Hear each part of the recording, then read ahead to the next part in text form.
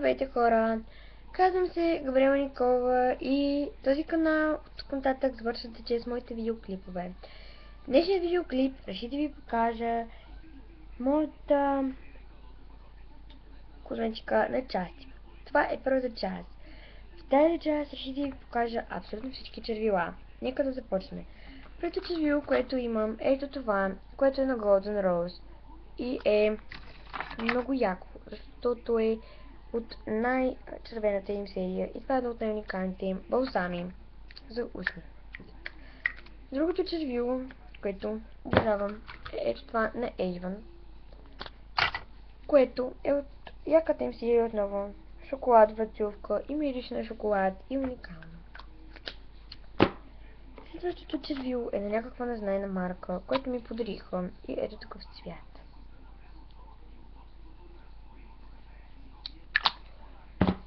Следващото е един балсам за устни, който е на бочко с витамин E, който свърши почти.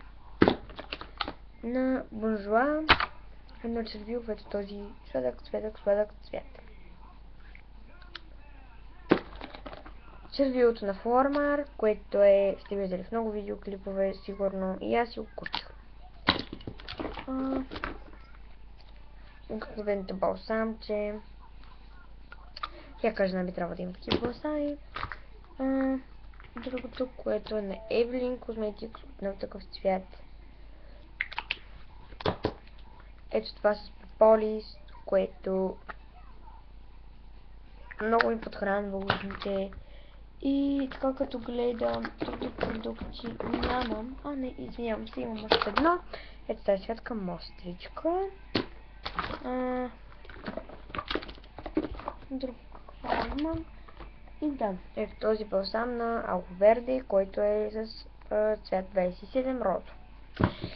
Така че да, това беше първата част от моята козметика с червила. Очаквайте другата част, която ще бъде доста по-дълга. Надявам се да ви хареса клипът, първата част на моята козметика. Ако ви хареса, дайте thumbs up и се абонирайте към канала. Довиждане и до скоро!